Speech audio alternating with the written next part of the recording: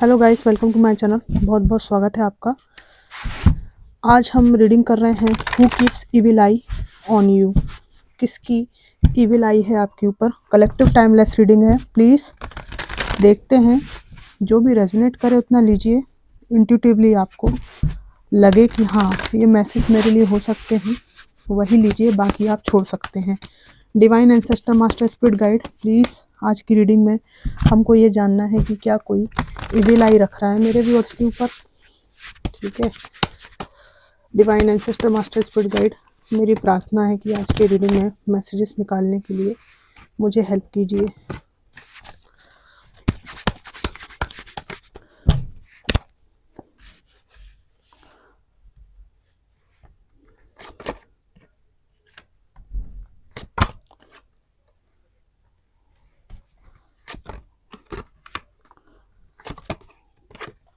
Evil eye, definitely someone keeps evil eye on you.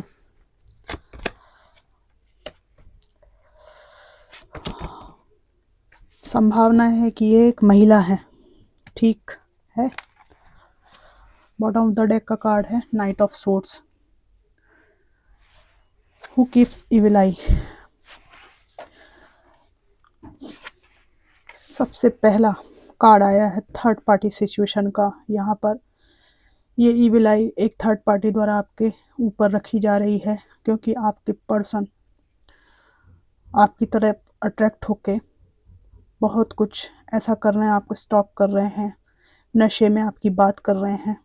ठीक है, तो ये थर्ड पार्टी कुड़ रही है, किलप रही है कि ये आपकी तरफ क्यों अट्रैक्ट हो रहे हैं, क्यों आपकी तरफ आना चाहते हैं, और इसीलिए ये इविल आई आपके ऊपर रखी है ना। और कोई बात नहीं है, इनकी कोई आपसे व्यक्तिगत रंजिश नहीं है, बट ये आपके पर्सन को आपकी तरफ अट्रैक्ट होता हुआ देखकर इविल आई आपके ऊपर रखे हुए है। यहाँ पर इस इविल आई का प्रभाव आपके ऊपर यहाँ पर ये है कि आप अपनी लाइफ में इस समय पे बहुत कंफ्यूज हैं कि आपको दो रास्तों में से किसको चुनना चाहिए। ठीक है, यहाँ पर एक ऐसा व्यक्ति जिसने हमेशा अपनी जिम्मेदारियों से भागने का काम किया है, वो व्यक्ति अपने जीवन में बहुत जिम्मेदारियों को ढो रहा है। इस व्यक्ति को भी बहुत चिढ़ मचती है आपसे, और ये इंसान आपके ऊपर इविल आई रखे हुए है। इनसे आपका ऐसा रिश्ता था जिसमें आपकी कोई जिम्मेदारी इनको उठाना चाहिए था, ये इनका दायित्व था। या तो ये आपकी एक्स वाइफ है या एक्स हस्बैंड है, कुछ तो ऐसा कमिटमेंट वाला मामला था जहाँ इन्होंने वो भार नहीं उठाया, और आज डिवाइन इनसे बहुत बोझा उठवा रहा है। तो इस व्यक्ति की विलाई आपके ऊपर है। कारण ये है कि आप भी इनसे अलग हो गए और अभी ये वर्तमान में जीवन में स्टक हैं, उल्टे लटके हुए हैं, कुछ समझ सूझ नहीं पड़ती कि ज़िंदगी कहाँ जा रही है।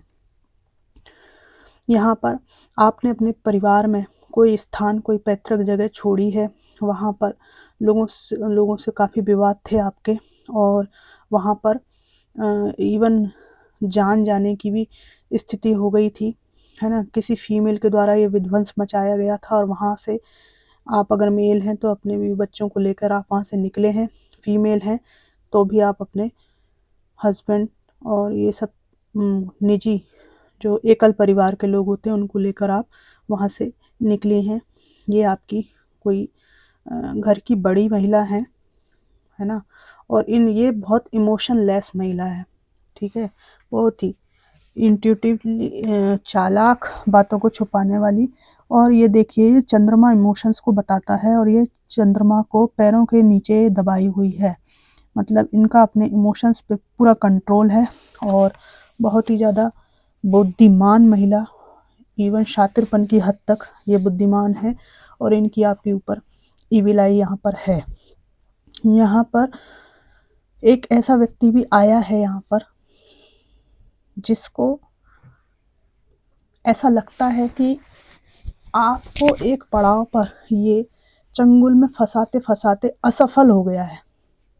ठीक है, तो पास्ट में जो भी इन्होंने स्ट्रगल किया आपको पाने के लिए, चंगुल में फंसाने के लिए, फंस भी गए हो सकता है आप।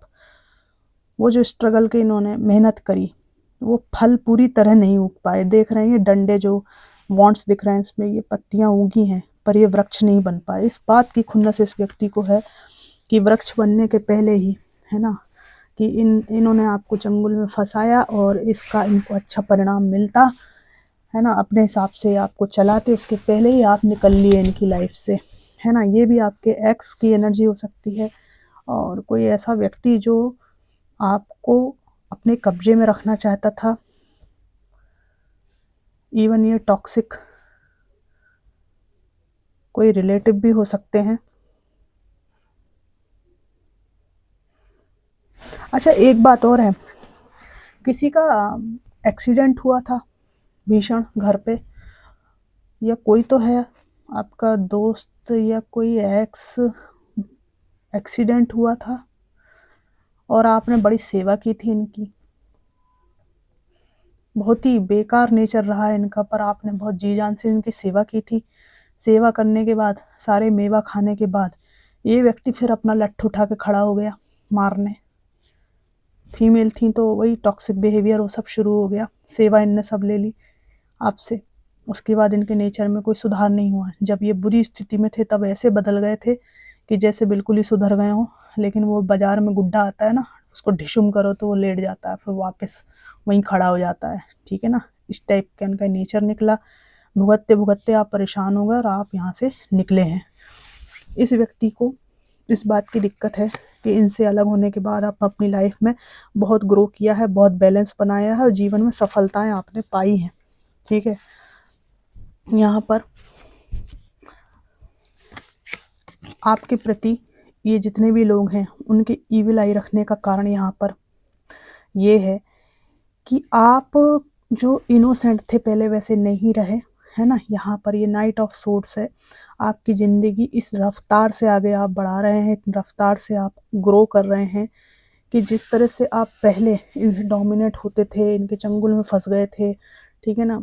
ये सब चीज़ें तो आपके व्यक्तित्व से अब बिल्कुल हट ही गई हैं, बिल्कुल हट गई हैं। यस, ये ज़रूर है कि आप कुछ मुद्दों को लेकर अभी भी डिसीजन मेकिंग नहीं कर पाते हैं, है ना। ये टॉक्सिसिटी के कारण आप, ये ईविल आई के कारण आप डिसीजन मेकिंग में आपको दिक्कत आती है, क्योंकि ये व्यक्ति आपको वाइब्रेशंस भेजते हैं। लेकिन बात ऐसी है कि आपका व्यक्तित्व बहुत तेज़ तर्राट हो गया, बहुत तूफ़ानी गति से आप आगे बढ़ रहे हैं, इसीलिए ये ईविल आई आपको भेजते हैं।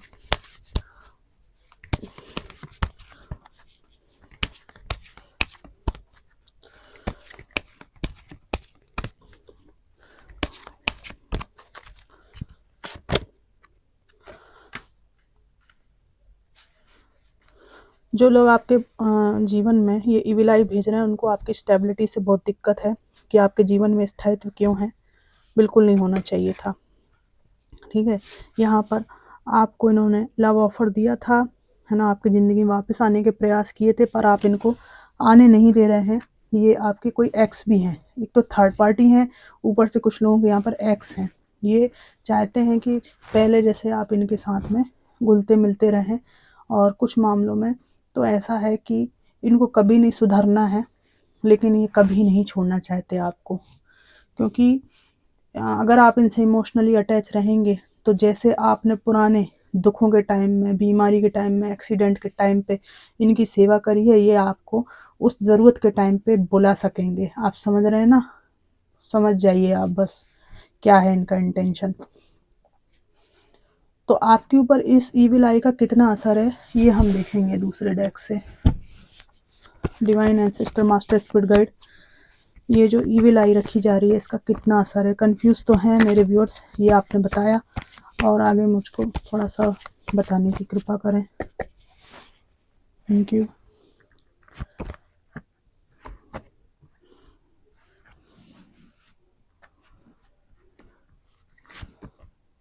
हाँ, सिर्फ आप कंफ्यूज हो, ठीक है ना, इस एनर्जी के कारण आप थोड़े से कंफ्यूज हो। अगर आप पशु पक्षियों की, डिवाइन बता रहे हैं कि कंफ्यूजन है बस आपके माइंड में थोड़ा सा, क्योंकि ये एनर्जी डिस्टर्ब होती है आपकी इस व्यक्ति के कारण। अगर आप पक्षियों को दाना देते हैं, बिल्लियों की सेवा करते हैं और मछलियों को कुछ खिलाते हैं, है ना, मछलियों को आटा वाटा खिलाते हैं, तो आपको ईश्वर की ब्लेसिंग मिलेगी और ये ईविल आई और ये नकारात्मकता ख़त्म हो जाएगी। पानी के करीब आप बैठें, और ख़ासकर जो वाटर साइन है वो लोग, यहाँ पर आपको सूर्य को जल देने का यहाँ पर मुझे इंट्यूटिवली मैसेज आया है कि सूर्य की रोशनी में खड़े हों, सूर्य को जल दीजिए, ठीक है ना, सूर्य को जल देना है आपको। वाटर बॉडी के पास में रहना है ना, मतलब नदी किनारे थोड़ा सा दूर बैठिए, पर बहते हुए जल को देखिए, है ना। इमोशंस को बिल्कुल बैलेंस करेंगे अगर आप, और पशु पक्षियों की सेवा करेंगे। अभी ठंड का मौसम चल रहा है ना, आपके आसपास पशु पक्षी घूमते रहते हैं, चिड़िया घूमती रहती हैं, उनको दाने डाल दीजिए। बिल्लियां हैं, उनके लिए दूध रख दीजिए। तो ये सब इविल आई आपके अच्छे कर्मों से सब खत्म हो जाएगी। इसके बाद आपकी ज़िंदगी ऐसी है, कुछ भी नहीं होना है आपका, ठीक है ना। पहले भी बहुत कार्ड आता था ये मस्तमौला ज़िंदगी का, आगे भी ऐसे ही आ रहा है। ये इविल आई की रीडिंग कर रहे हैं हम, ये वाला कार्ड आ रहा है आप लोगों का, है मतलब यही है आपकी स्थिति। कोई बहुत ज़्यादा असर आपके ऊपर नहीं है, बट आप जो है ठंड के मौसम में जीव जंतुओं को थोड़ा सा ध्यान रखिए, है ना। आपका कुछ भी नहीं होना है। जो लटकना है हैंगमैन, वो सामने वाले को लटकना है, ठीक है। जो वॉक अवे करना है अब सामने वाले से, तो आप कर चुके। जो कुछ करना है, गेंद उनके पाले में है, उनके पाले में गई गेंद, आपका भी यहाँ पे कोई रोल नहीं है। आप तो बढ़िया ऐसी ज़िंदगी जी लीजिए आराम से, कोई दिक्कत नहीं है।